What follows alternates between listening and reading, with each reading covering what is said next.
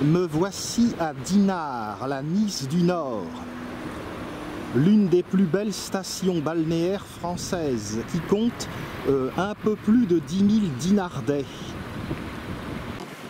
Ancien village de pêcheurs, la station a été mise à la mode par les Anglais, comme souvent. Elle a connu son heure de gloire entre le Second Empire et la Seconde Guerre mondiale. Mais elle est toujours appréciée aujourd'hui, bien entendu. Le bâtiment de l'Office de tourisme.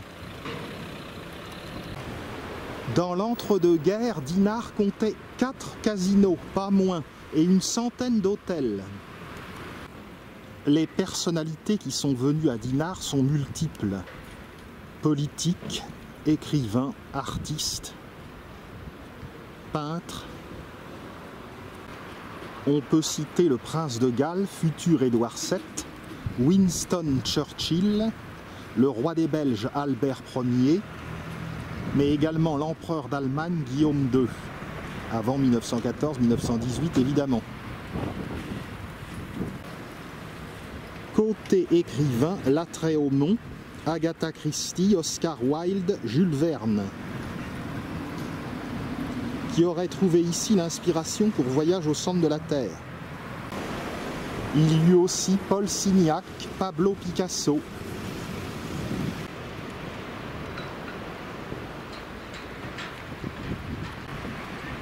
On voit ici toute l'empreinte de la Grande-Bretagne. C'est à l'automne qu'a lieu à Dinard le festival du film britannique et cette silhouette replète, c'est celle du réalisateur Sir Alfred Hitchcock. En voici la silhouette ici, et vous reconnaissez son film de 1962, Les Oiseaux. Une statue est également dressée face à la grande plage, ou plage de l'Écluse.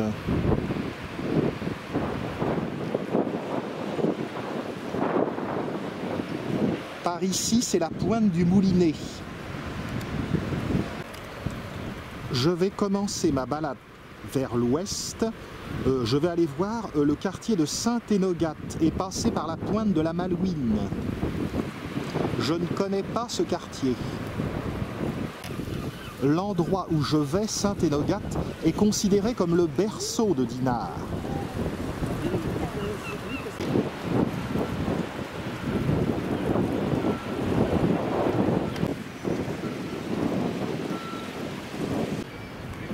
Merci pour vos œuvres, monsieur Hitchcock. Empruntons sur la gauche la promenade Pablo Picasso.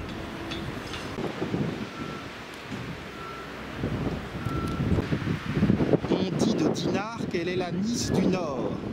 Mais avec tous ces rochers, moi je dirais plutôt la Biarritz du Nord.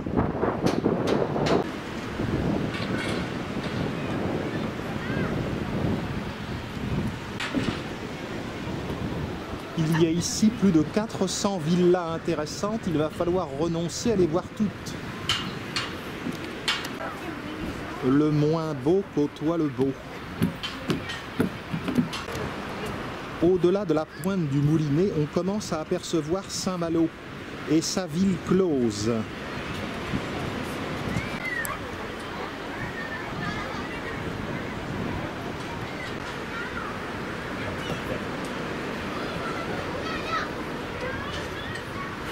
On veut concurrencer Deauville, mais il n'y a pas de planche.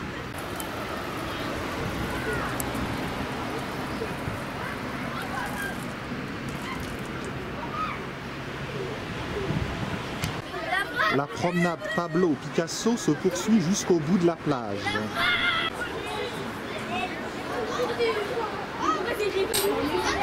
Il y a des acteurs, mais aussi des réalisateurs.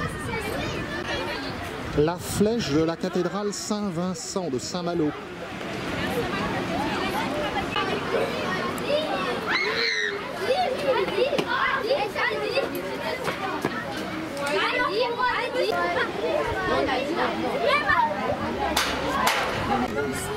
La talentueuse Sandrine Bonner clôt la liste de ce côté. Au-delà, il n'y a plus de nom.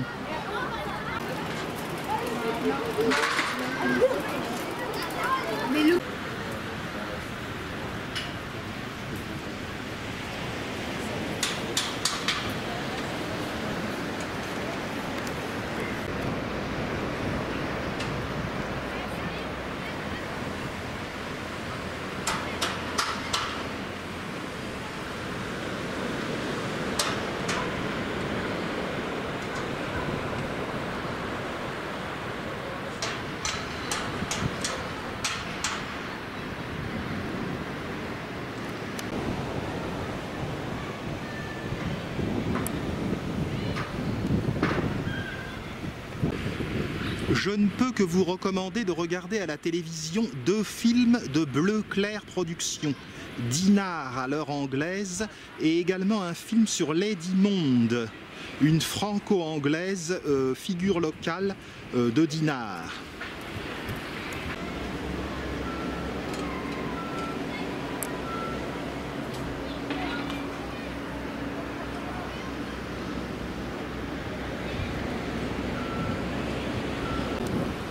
La promenade Pablo Picasso s'arrête ici, mais on peut continuer par le chemin de la Malouine. Hors saison, on regrettera de ne pas voir les fameuses cabines de plage en tissu rayé. En revanche, il y a tout de même moins de touristes. Pointe du Moulinet et Saint-Malo. La ville jouit d'un microclimat.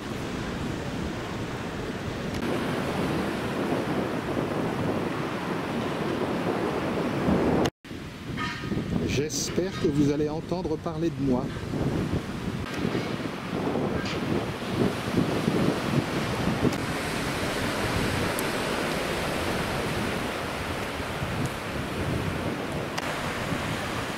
Il y a encore des amateurs de baignade. Mais il fait doux ici.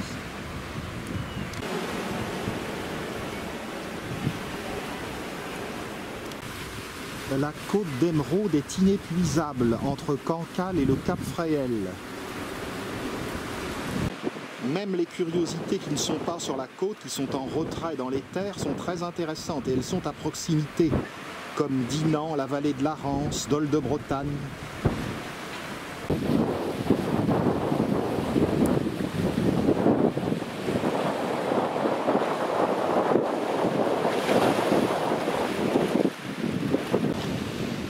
Cette balade que je ne connaissais pas, j'avais fait en juillet 2000 la pointe du Moulinet et la promenade du Clair de Lune. Cette balade donc est également très belle. Je ne peux pas m'empêcher de penser à la promenade François-Joseph en Croatie, à Opatija. Si vous voulez voir cette magnifique balade, regardez sur ma chaîne le Lungomare de Volosko Voloska à Opatija Abazia. Bah si, on va voir, je sais pas si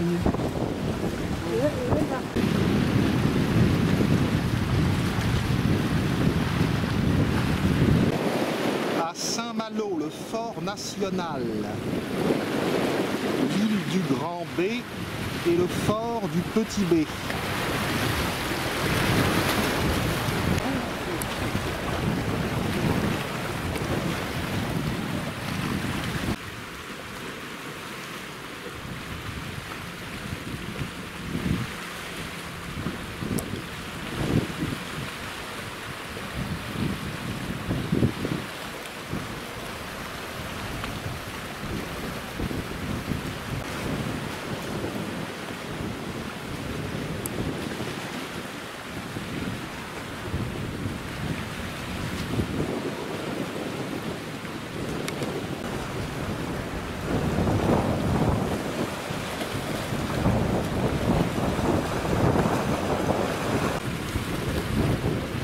Ce doit être quelque chose de voir les grandes marées. Nous approchons de l'équinoxe.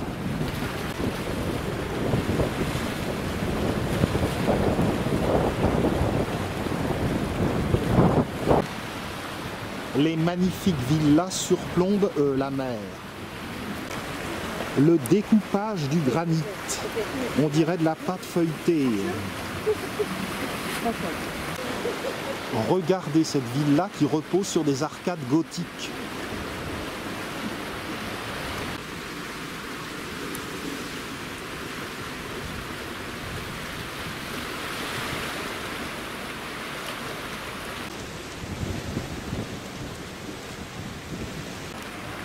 Je ne peux pas m'empêcher de penser au nombre de curiosités que je n'ai pas encore vues à Saint-Malo, comme le château, mais également les forts ou le grand aquarium.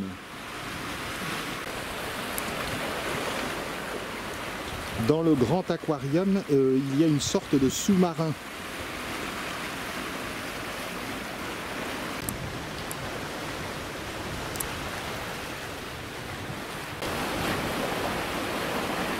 Je progresse vers la pointe de la Malouine.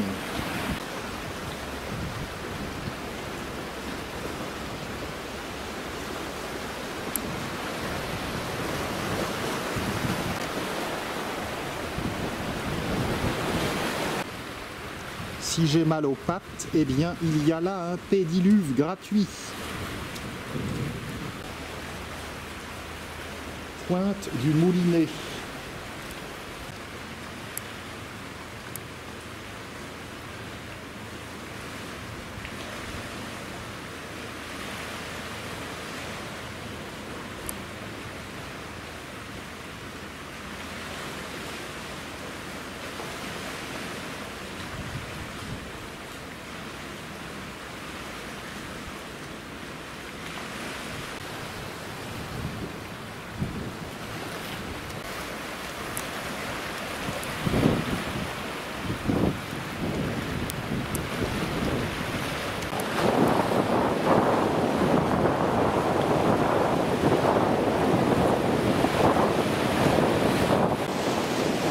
Nous sommes en dessous de la villa des Roches Brunes.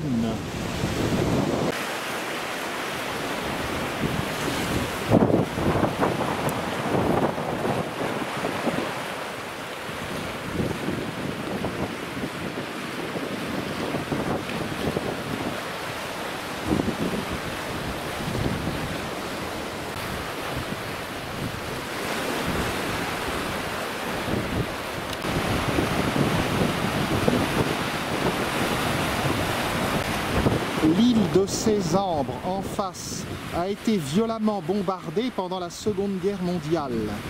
Et on a même utilisé du napalm. Aujourd'hui, elle a été déminée.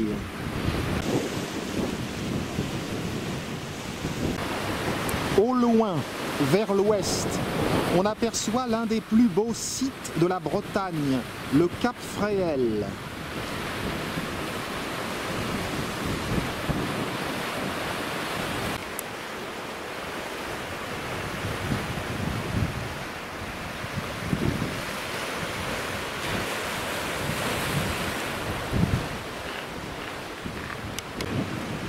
Les villas du quartier de la Malouine ont été construites aux alentours de 1880.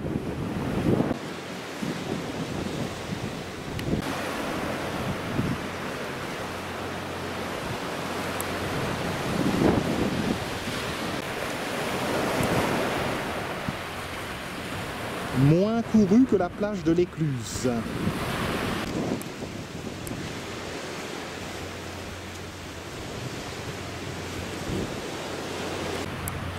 Quand je dis moins couru, en septembre.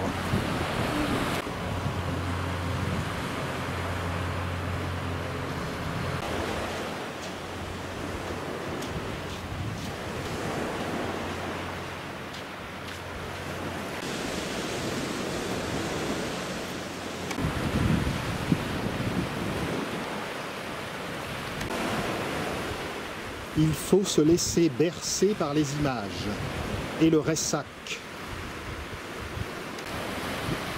Derrière la cité close de Saint-Malo, on aperçoit Paramé, les plages du Sillon et de Rochebonne.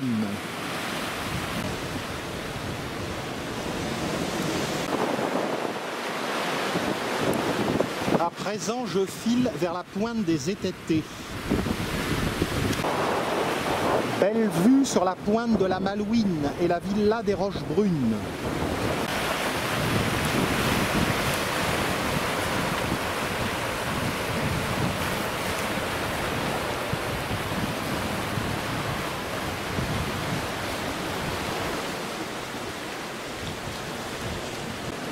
La prudence s'impose.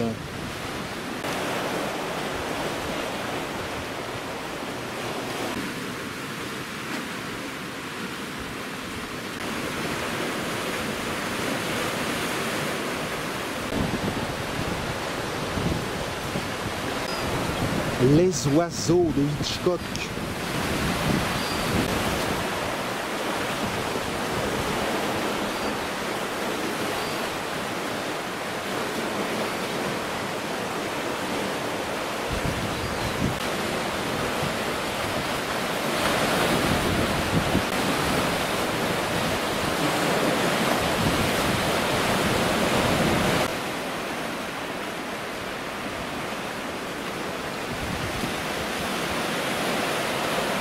Pointe de la Grave.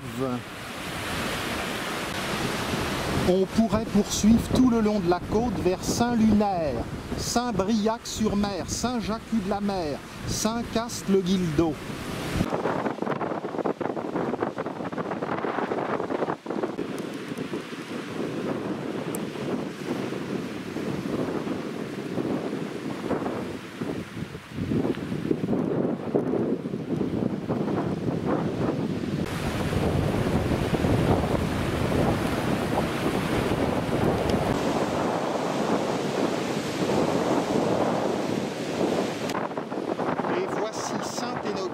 Le noyau originel de Dinard.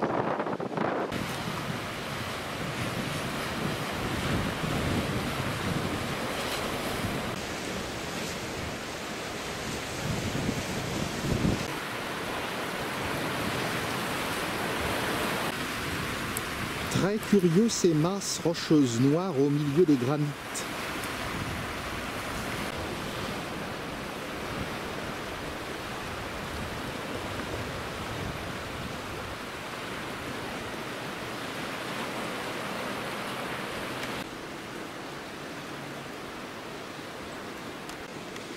Des herbes de la pampa dominent le paysage.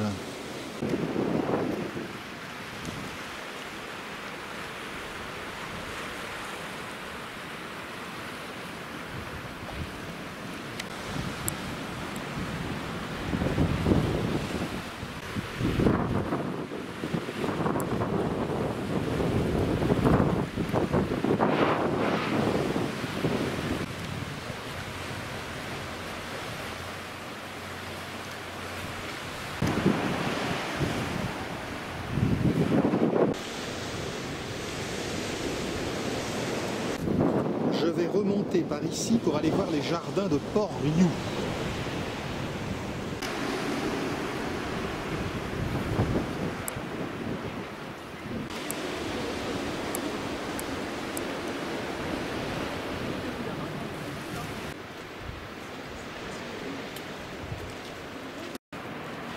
La montée était raide.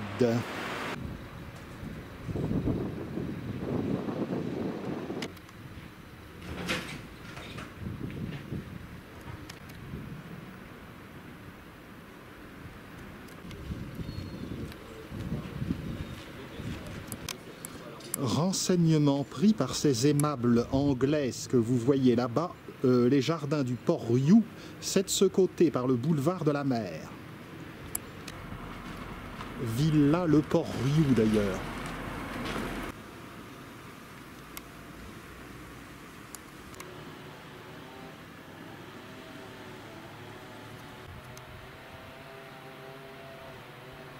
Quel chic!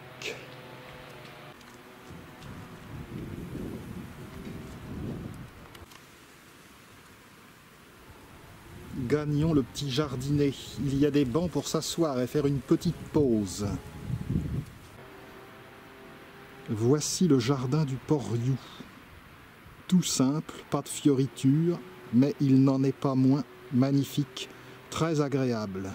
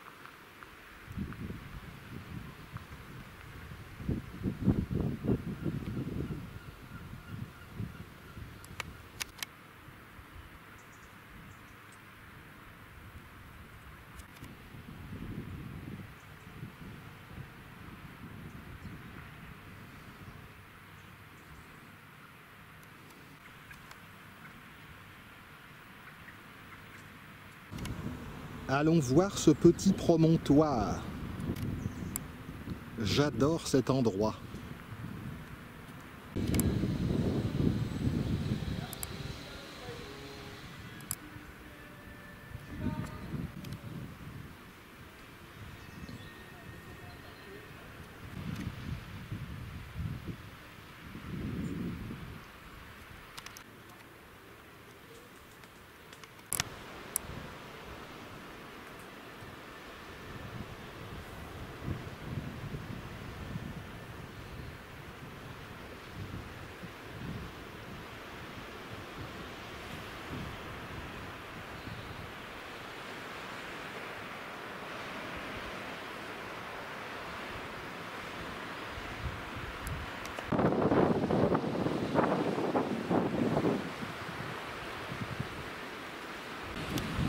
La plage de Saint-Énogat est superbe.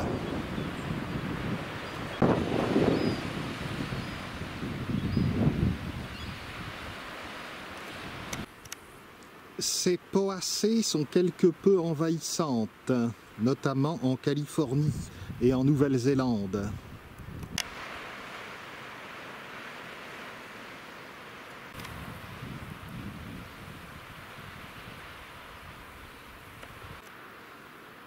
Il faut quand même convenir qu'à leur apogée, les Cortaderia ou herbes de la Pampa ont quand même belle allure. Quittons ce beau jardin du port Riou. Revenons vers le centre-ville.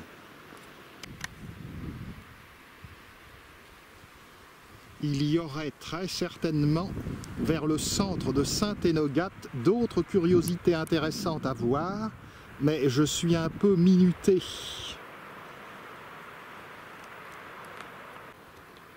Consolons-nous, je sais que nous allons voir encore bien des choses magnifiques. Poursuivons par le boulevard de la Mer.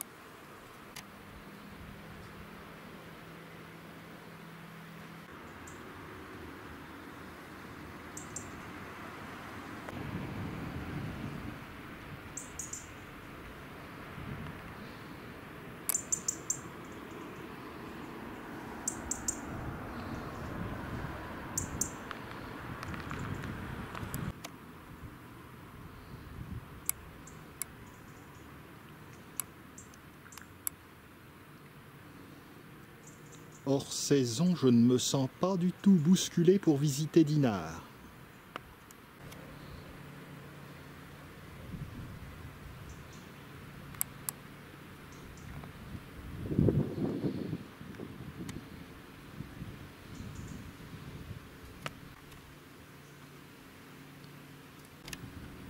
Je ne vais pas pouvoir décoller. Dès que je fais un pas, il y a une chouette perspective.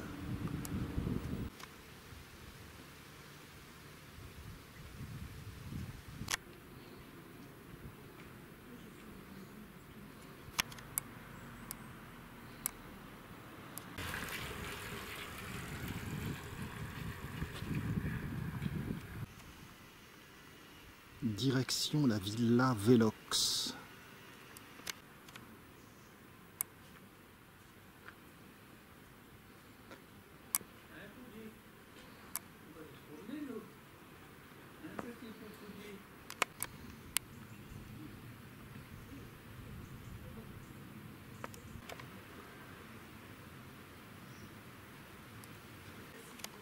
Villa Flot d'Azur, qui ne vole pas son nom aujourd'hui.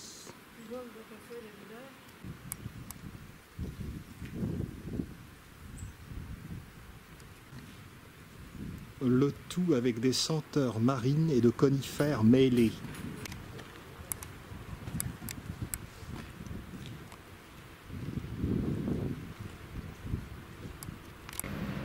En principe, c'est ici que j'aurais dû monter, mais l'accès était barré. Il a donc fallu que je fasse un petit détour supplémentaire, ce dont je ne me plains pas. Est-ce que cette belle villa est la villa Velox? Vérifions. Velox ou pas Velox, elle est magnifique.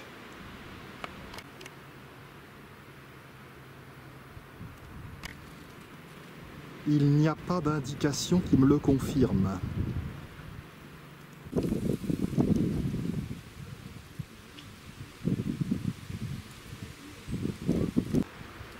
On poursuit vers la villa Kéranique et la villa des Roches Brunes.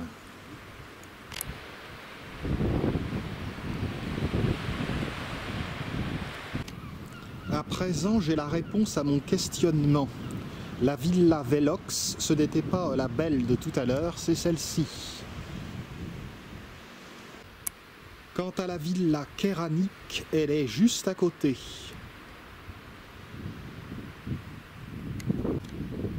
Mais le clou ici, c'est tout de même bien la villa des Roches Brunes, qui accueille des expositions.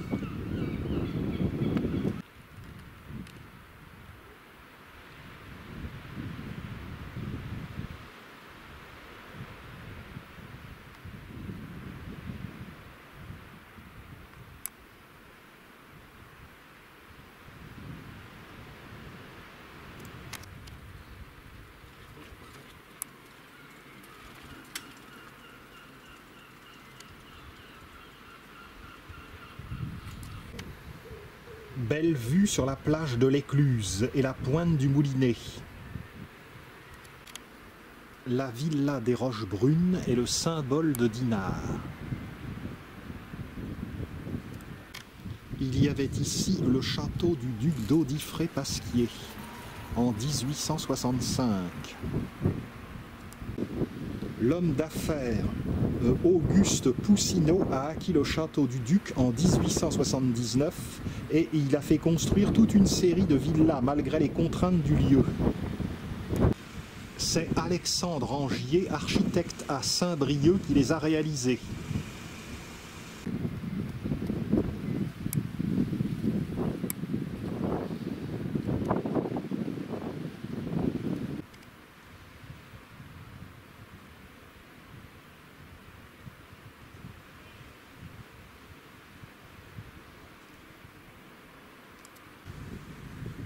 Kéranique, à côté des Roches Brunes. Redescendons vers le centre.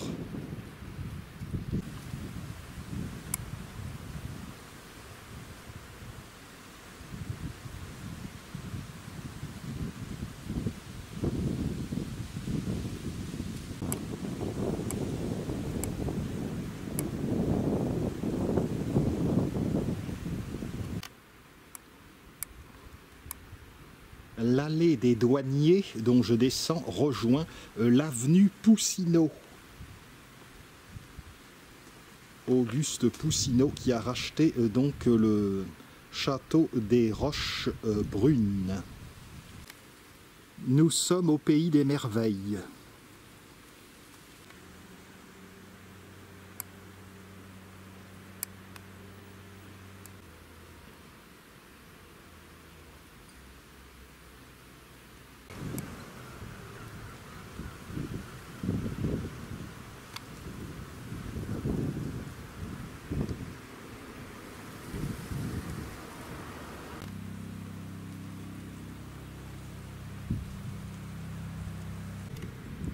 Et le coin est bien fréquenté.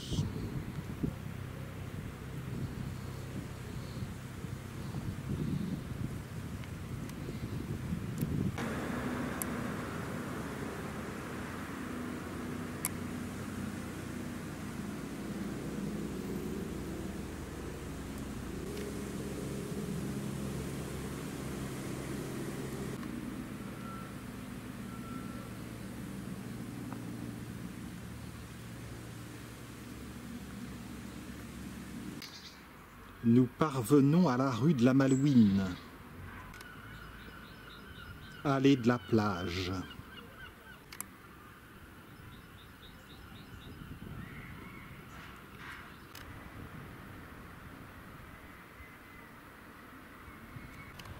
Le boulevard de la Malouine est très tranquille.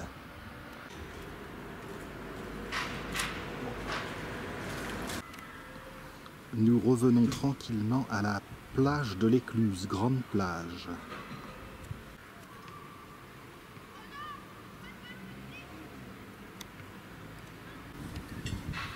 Un bel hôtel, j'aurais dû descendre ici.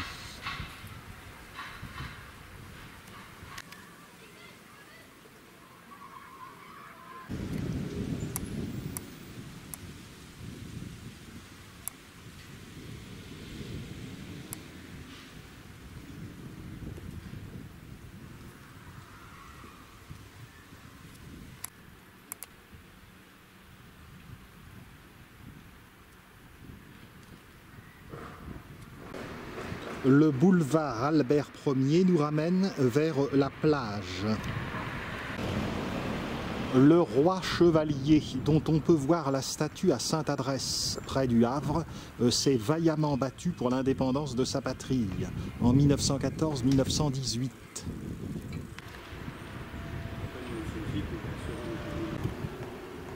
Il est mort tragiquement dans un accident d'alpinisme en Belgique en 1934.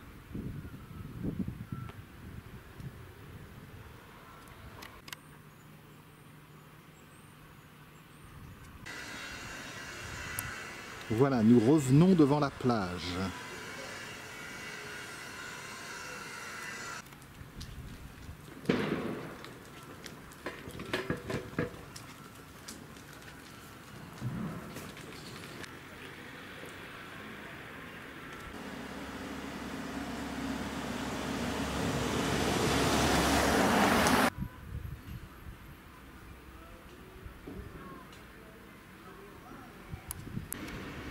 L'un des anciens casinos.